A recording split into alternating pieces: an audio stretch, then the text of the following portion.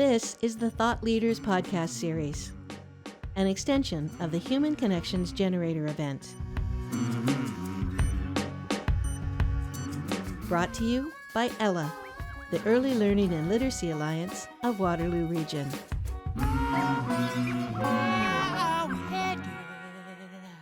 Tanse, hello. I'm Olivia, Maine. I'm the Urban Indigenous Communications Assistant with Wellbeing Waterloo. I also volunteer with OC Gunhanadaje, the LandBack camp. It's a cultural safe space for urban Indigenous youth and allies that identify with Two-Spirit and LGBTQ plus community. I have this great honor to introduce episode 1 of this podcast series, The Way of the Human Being. Each session at Human Connections began with a conversation between child psychiatrist, author, advocate, and ELA advisor Dr. Jean Clinton, and a world-renowned expert. This podcast episode is in response to Dr. Clinton's conversation with Mohawk Elder and author Tom Porter. Elder Porter spoke with Jean about our connection to family, community, and the earth, and to the past, present, and future. Here are just a few highlights.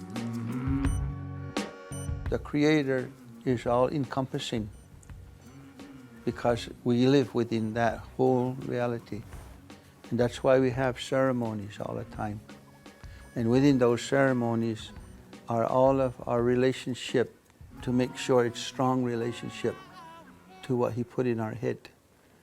And since the beginning of time, the nations of the Lakota, Cheyenne, Navajo, Mohawk, Chanicka, Cayugas, we've been following that still to this day. That first humans were instructed how we talk to the baby when they're born. All people, human, was told the same thing. But our elders said over the years, many people abandoned instructions and created their own man-made institutions or ways to believe. And they took away the Mother Earth, and they took away the Grandfather Thunder, and they just have a new way of believing that's based on man, on humans only, with the exclusion of all other sacred life. Right. And so our job is to rehumanize the world. If we don't, the whole world will become destroyed now. If we all jump in the melting pot, like it has been suggested, then that means every flower in the world will turn into red roses. And he says, if that happens, then the world will be so boring and lonesome because every beauty lost its identity. And it's different colors, different smells, and different physical being.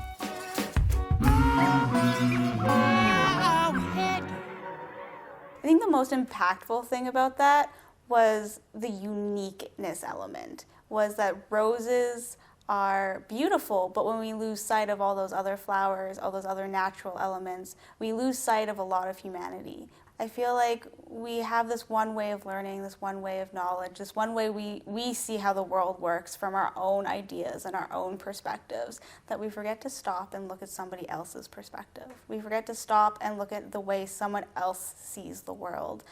And it's just a beautiful reminder to actually create community and use everyone's abilities, and whether we deem them visibly useful or not, that's not the point. Each person has their own abilities, and that's what's important. Now we will listen to local thought leaders as they reflect on Elder Tom's wisdom, adding their own insight and knowledge.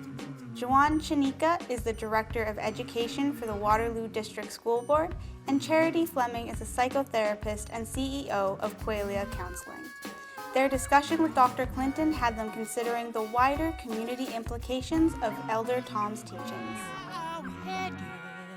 You know, what strikes me about hearing this again is that the richness of the belonging to the community, and the community being so deeply embedded in not only the biology, but in the everyday learning and experiences. Thank you so much, Jean. I just want to say a big miigwech for this conference that you're offering, but also for starting it in such a wonderful way.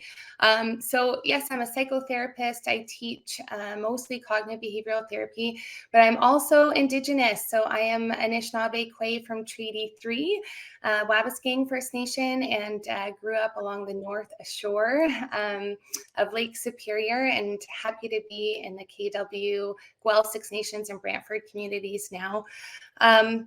As Indigenous people, we have oral tradition, and that is to help us to connect meaningfully to our elders, to those people, to enhance those connections. But that oral tradition as well is meant so that the spirit or the feeling, the knowledge that we needed to have imparted to us in that moment is delivered to us in the way that we needed. So I just encourage all participants, to jot any lessons down that really resonated to you, that came from Elder Porter, and to rehearse those and to repeat those messages. But one thing, that I would like to share, something that I really try to follow, is Etowoptimuk, or two-eyed seeing, where, we see with one Indigenous knowledge view and then one Western science knowledge view. And for me, there was a lot that I could unpack from Elder Porter's teachings. But one thing that really spoke to me was that necessity of peoplehood. So all peoplehood. And there's some great learnings and teachings.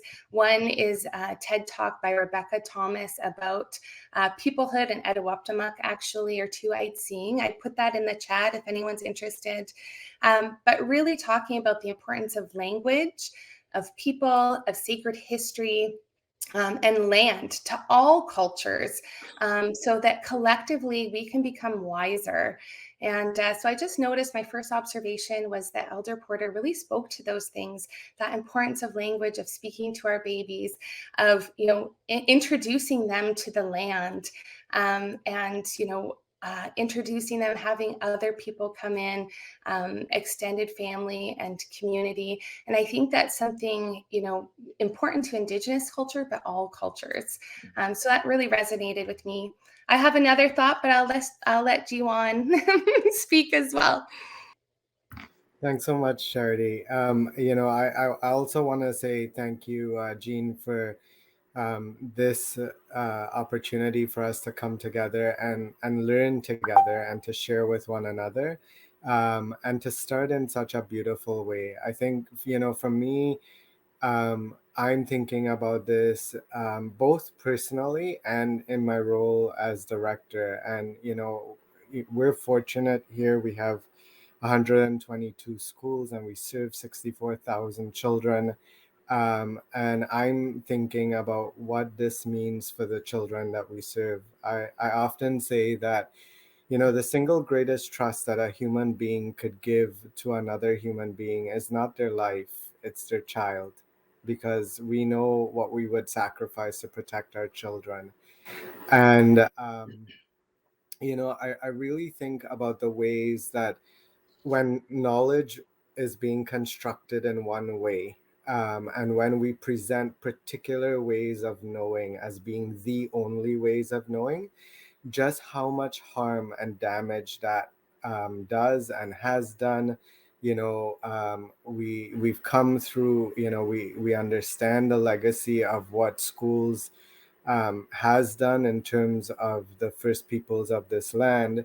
But in so many ways, when knowledge is constructed in one way, I remember the times we were saying in schools, make sure you only speak English. It doesn't matter what language you speak at home, don't speak it, only talk to your child. And then later on, the research has come out and definitively disproven that. But the ways that we continue to often perpetuate those things, what does it mean, for me, when I'm thinking about, how do we think about schooling if it starts before a child is born? What does that look like? What does it look like, when we engage parents, families, communities, and elders as a part of schooling versus we are the experts and we know everything. But we're actually not the experts. We're partners in the knowledge building of that child. And what does collective wisdom look like? Schools are really structured for particular types of learners, for verbal, linguistic, write it down, sit at a desk. It's not necessarily experiential. And all of the learning, there's so much that we could get from early years learning around where, for example, kindergarten has gone, learning through inquiry, learning through play. And I believe that's the model that should fit schooling all the way through grade 12, where children can bring their authentic selves, where they can come with their languages, they could come with their gifts, and we're not looking at children from a deficit model, and I think those are things that Elder Porter kept, emphasizing in what he was saying about the relationships that we have with one another and as a part of the whole. I guess I'd maybe just end with one other thought so I can give it back to you, Charity, as well. I'm thinking, I'm the father of 3 children. I have one child who has Williams syndrome. And one of the things that, apart from my career as an educator for 20 years with children who've had multiple exceptionalities and identified learning needs, and one of the things that my daughter has done has really reshaped and shaken up a lot of the ways that I've thought about how we think about reality, and whether or not the way we understand it being sort of the normal, quote unquote normal sort of archetype that we tend to base schooling on.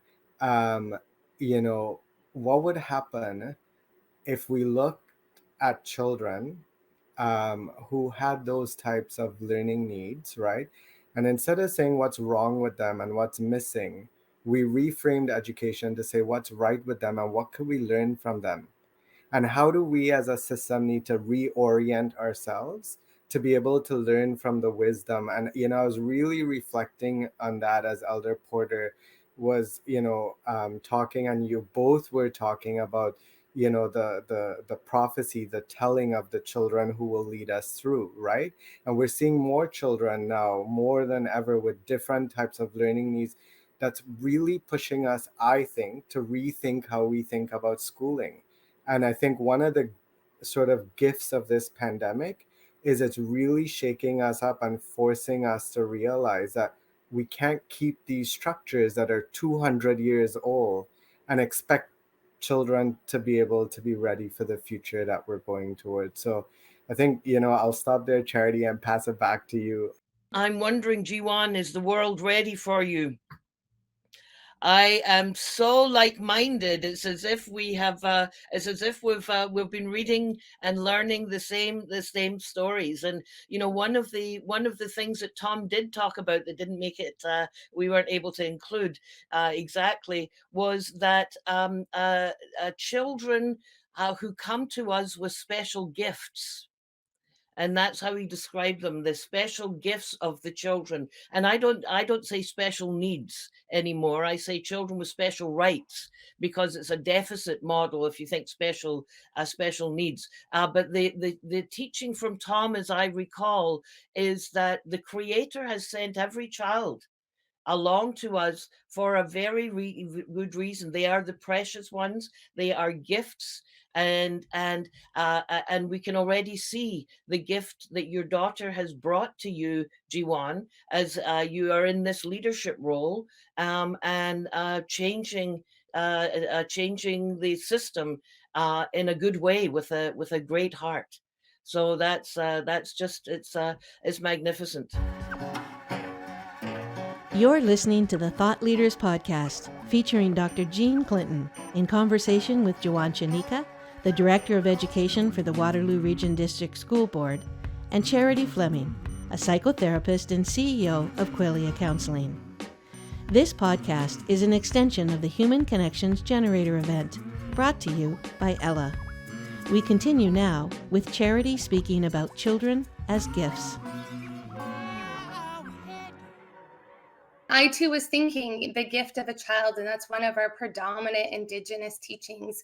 Another teaching that I love is just the teachings of the circle. So everyone in that circle, regardless of age, stage of development, culture, or heritage background, has a different and unique perspective and gift that make us whole as a collective. And I absolutely agree that children, especially those with extra needs, are a gift to us and can teach us those and give us those teachings that we need. Something really resonated with me that you said, jeewan, as well about the deficit approach. And I know from mental health, often we're working as well from that perspective. You know, what are the skills? You know, what's the social and emotional development of children? And, you know, where are they not meeting up? I know that I work with a lot of kids with ADHD. And ADD, and often, you know, we need to reframe again those challenges to focus on those gifts. But one thing that I wanted to say, I work a lot with trauma, and often, and especially even working with Indigenous populations, thinking about that historical burden of trauma and what that means for our Indigenous children. Six Nations, the children, they were on lockdown all of last year, no access to live school at all. And most did not have access to internet for virtual school either.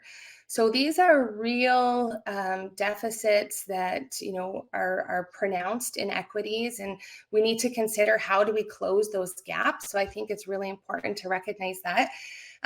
But then also in terms of trauma, a lot of times we're talking about adverse childhood experiences. I don't know if people are familiar with that study, but you know, certain experiences predispose children, especially to decreased mental health or mental wellness. But I loved what Elder Porter was saying, because he was focusing on all of the positive childhood experiences. And there's a lot of studies that show PACEs or positive childhood experiences, such as things like he mentioned. So having multiple adults that care about a child. So, you know, he said that immediately the extended family is involved, where they're lifting up that child and declaring names. For the child to have a sense of belonging. So our Indigenous culture, you know, when there's that introduction to the land, to Mother Earth, to the water, the child is being introduced to, you know, from our perspective, these living things. And the caretaking relationship is happening right away, so that the child is introduced as a caretaker of the earth, and that understanding of respect and responsibility happens right away. And, you know, that acknowledgement that child has gifts to offer the world. But also that child has a very specific place in creation, in all of creation, a very specific place of belonging, where they belong to creation, and creation will take care of them.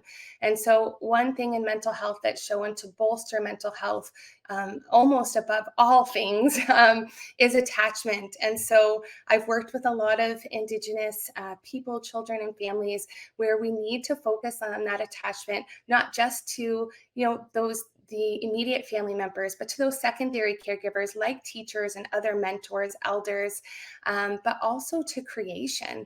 When you feel that sense of belonging to land, to place, to location, to water, to trees, to the two-legged and four-legged, you automatically have that connection and attachment to something secure and stable. And attachment shows to increase all good mental health things, but also intelligence and caretaking, intergenerational caretaking behaviors. So that was something that also really resonated with me.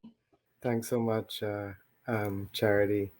You know, I want to start with maybe something that you mentioned, Jean.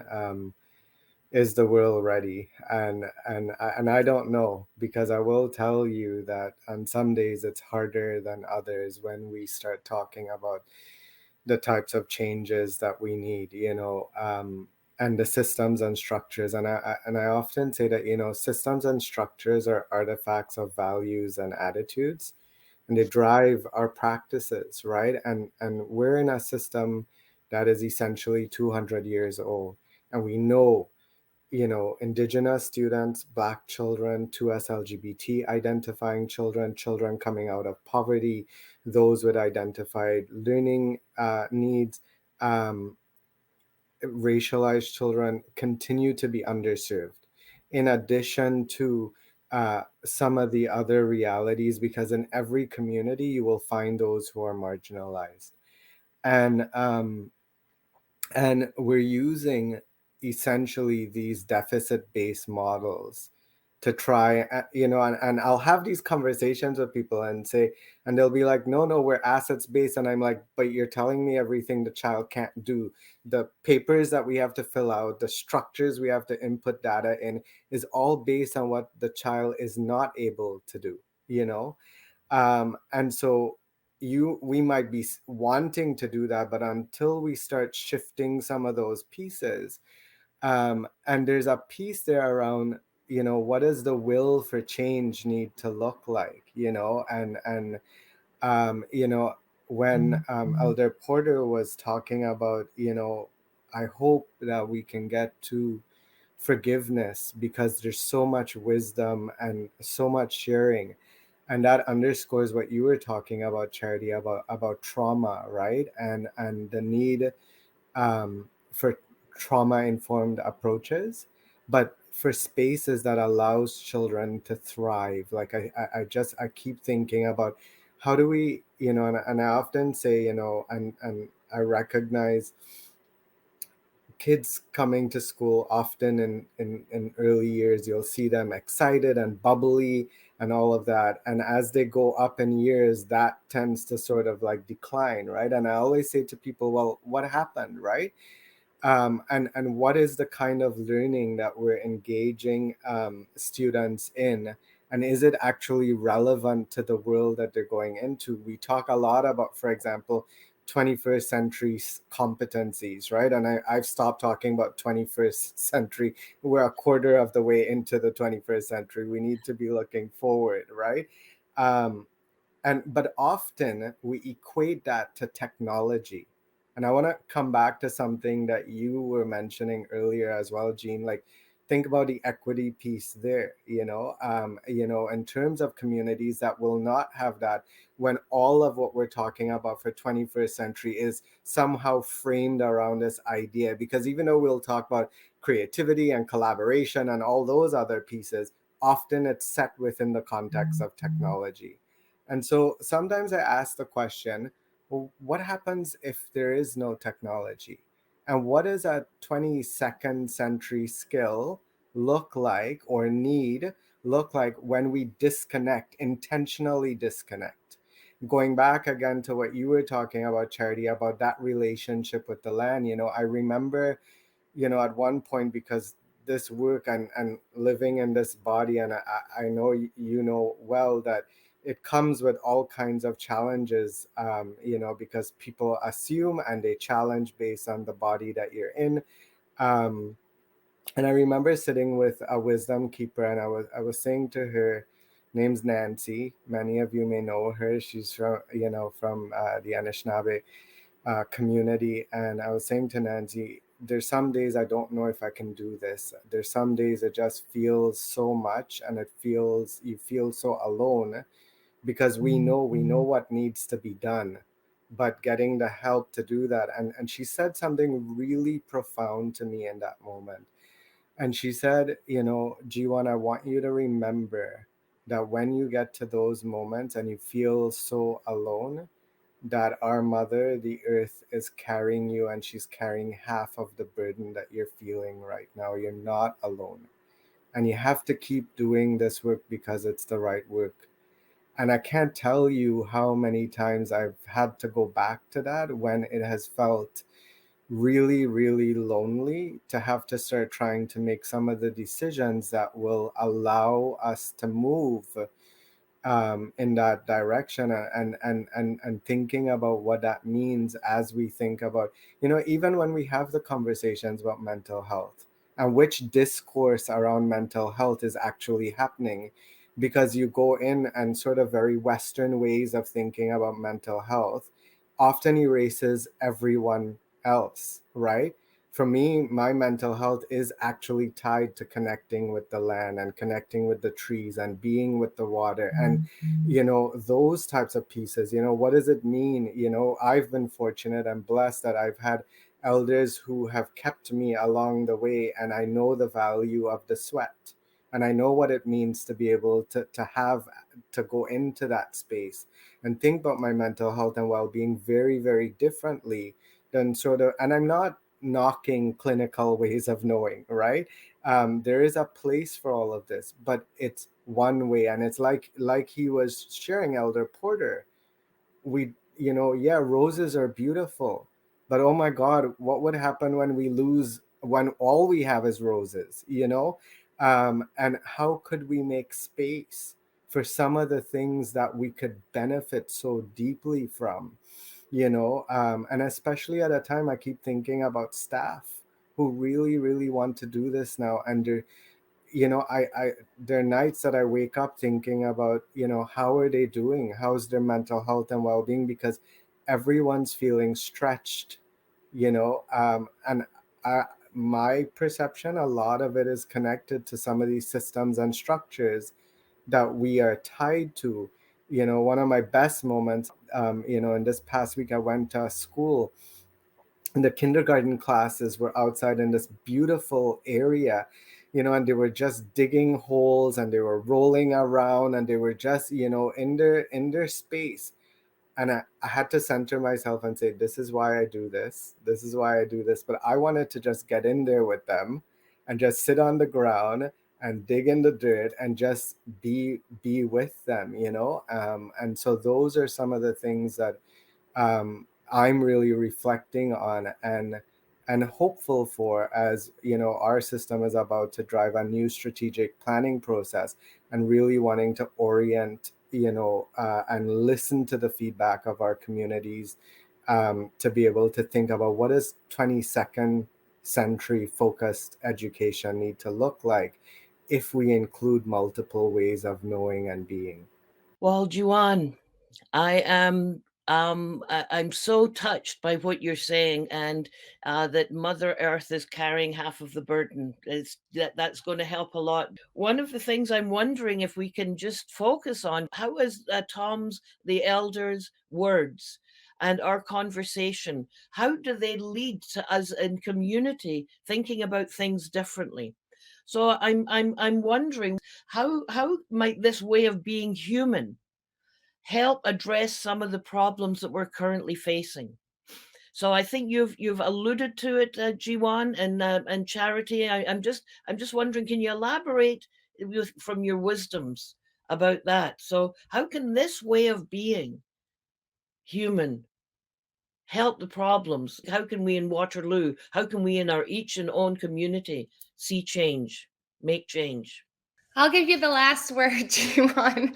Yeah, I was thinking of that as well. There's so many great things that Jeewan was saying about our systems, right, and our structure. And I loved when you said intentionally disconnect. And I think that is the way forward when we're thinking of ourselves, all of the leaders who are present with us today, leaders, of yourself, of your families, of your children in your lives, of organizations, is I think we need to be mindful. What are we intentionally connecting to? As Elder Porter said, there's intentional connection to stages of life, to children, to partners, to extended family, to the earth, to creation. So what are we spending time connecting to, and what are we intentionally disconnecting from? There has been a lot of barriers to attachment because of screen time, not just children, but with adults. They've done studies where, moms looking at phones, it interrupts lost attachment with children. So we need to think about, what do we want to reset or reprioritize? I think that COVID has given us all opportunity to reflect and to think and to prioritize certain things in our lives. And I would say strategically reflect, so spending time like today, it's a strategic pause for everybody who's involved today to think, and stop other things in their lives to prioritize this learning, and intentionally set their minds and their attitude, their thoughts towards this. So I would really say everyone needs to spend that time, just like Elder Porter did in describing his teachings, the time that we spent in listening to those teachings, the time described. That takes a lot of time to engage in ceremony, as he described. So how are we engaging not just our minds, and in these structures and systems, but how can we disconnect and give time to listen to others, so those inclusive, diverse voices can be heard, but also to listen to ourselves. And, as an Indigenous person, I'm grateful that Indigenous knowledge was brought forward today. Indigenous truth was told. We need more of that. And our prophecies, state that as we have more, that there will be a time of never-ending peace. That's our 8th fire prophecy. But that involves listening, hearing truths of others, but also ourselves. What are we experiencing, and what is our truth, and how do we need to reorient to the world and to others for connection? Those are my thoughts. Miigwech. It's hard to follow that, Charity. Thank you for sharing that. Maybe how I'll end might be the way that I started the year with my system leaders. And, I shared with them 5 words that I wanted them to encourage all of us to think about, that I've been sitting with as I've taken this responsibility to serve 64,000 children. Innovation, transformation, service, relationships, and healing. And I remember when I was sharing it, I said to the staff that I was really wary about the healing part, the healing word, because I thought people might think that, I'm some sort of like, airy fairy type of person, because I was talking about what does it mean to lead through love, and what does it mean as we try to change these structures, that we can sit in relationship with one another through the tension. Because I understand that when we try to change things, that there will be dissonance, there will be discomfort, there will be people feeling like, oh, you're taking something away. And I often have to say, I want everyone to be successful. When we're talking about trying to change things and helping those who haven't yet been served well, I want everyone to be successful. But we have a professional, moral, ethical duty to make sure that the ones that the school systems have never served, that we actually start serving them, And so, I think when we think about this, this particular question, for me, we have to think about what is the healing work that needs to accompany these changes. What does that need to look like?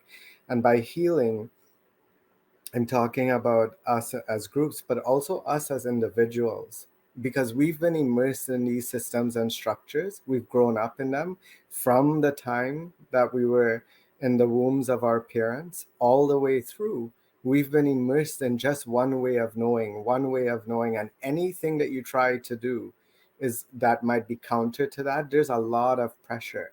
And how do I own as a leader when I make mistakes and be able to say, sorry, I messed up. This is my mistake. I apologize for this mistake, and I'm committing to do better as we go forward. And there's this myth around leadership and around how we lead, that we're supposed to be perfect, that we're supposed to know everything, that, and and my team, I always talk about the wisdom of the circle, that yes, I might have a positional responsibility, but I don't know everything, and there's a lot that I won't know, and there are times I'm going to mess up, and there are times that I will need to be the one to stand in front of the bus when it's coming, to make sure everyone else is okay. um, but that needs to come from a place of love, and it needs to come from a place of care, and it has to come from not necessarily seeing people as political ideologies, but seeing them in their humanity. And that's where the service and the relationships piece and the healing, how for me they really intersect. Because I believe, for me, one of the gifts of COVID, and I talk about it this way, is that it's really forced us inward. Many of us have had no choice but to sit with ourselves and to go inside and to really reflect on the parts of ourselves that we need to really address, and then to be aware, very, very obviously, of a lot of the harm that has happened to so many populations that people have been saying for decades and ages. But I also believe that there's a will and there's a want to move to a better place. And for those of us who are in these types of responsibilities, we really need all of us, and we need those voices to be together so that we could help, and not as an us against them, because it is all of us. There's no us and them, just like there's no us and them with creation, with the trees, with the animals, with the water. We're one. So how do we help to move together, where we humanize and recognize each other as part of that community, even when it gets tough and difficult, and then we still keep trying to move forward? Thank you so much. Wow, I am just so honored to be part of a conversation with you, Charity, and you, jeewan. I think about I think about the wisdom that you're sharing with so many of us. Charity, as you talk about you talk about healing, has gone through the conversation in various ways, but the importance of the connection to the land and to the teachings, and being aware. I heard from Tom as well as from you that the teachings come from not an individual, but a very deep, profound, thousands of years collective, and is inspired, and transported and transformed, and is relevant in so many ways. You talked about trauma and trauma informed, informed care, and how hugely important that is. And as you talk about attachment, which is so close to my heart, and recognizing that technology is a fantastic tool, but it can be a dreadful distractor.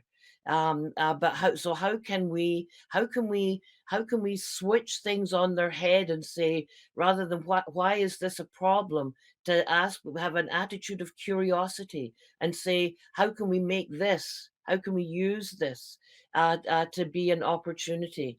And jeewan, as you talk about leadership as learning, that the leader sees themselves as being completely de-skilled in a new situation because they have to learn all. But you're both talking about, I'm hearing, love as medicine, and that this is the bringing of the medicine home. And that we need to be thinking forward and saying, how can we make sure that these precious ones, these children who are sacred, who have special rights, all are precious. How can we listen to their voices and have them lead us through and beyond this this chaos? So thank you so much, Miigwech. Terrific. Thank you deeply.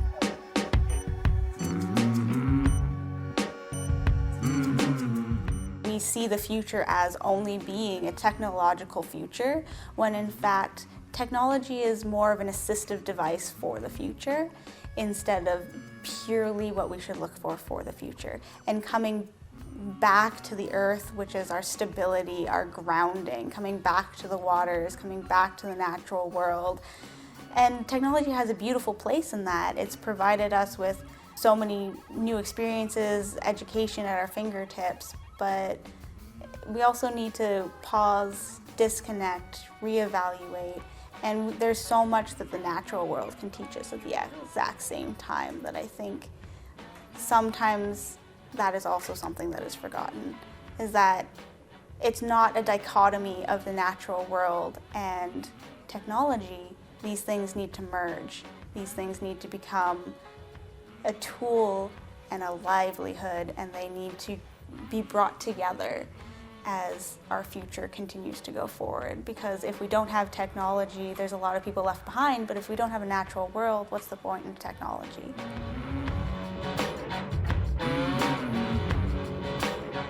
You've been listening to the Thought Leaders Podcast. This episode's host, Olivia Maine, is the Urban Indigenous Communications Assistant for Wellbeing Waterloo Region and a LandBack camp volunteer. She leaves us with a final thought. This was such a profound discussion that was more than we even hoped for when we invited local thought leaders to the table to discuss how our experts' knowledge could provide a foundation for launching change in our own communities. Jeewan and Charity can see change beyond what technology offers. They see it coming back to the foundations of life, to creation, to the earth. By lifting up those who feel marginalized, who've been made to feel they have deficits instead of assets, we can find the best way forward into, as Jeewan said, the 22nd century. I'm Olivia Maine. I hope you enjoyed listening as much as I enjoyed hosting. Let's keep this conversation going. Special thanks to the host for this episode, Olivia Maine from Wellbeing Waterloo Region. Also to Elder Tom Porter for his time and generous sharing of his wisdom. Thank you as well to jeewan, chanicka, and Charity Fleming for their profound local insights and wise reflections. And thank you, as always, to our friend and advisor, Dr. Jean Clinton. You can listen to more fascinating episodes of the Thought Leaders Podcast, part of Ella's Human Connection series, wherever you find your podcasts.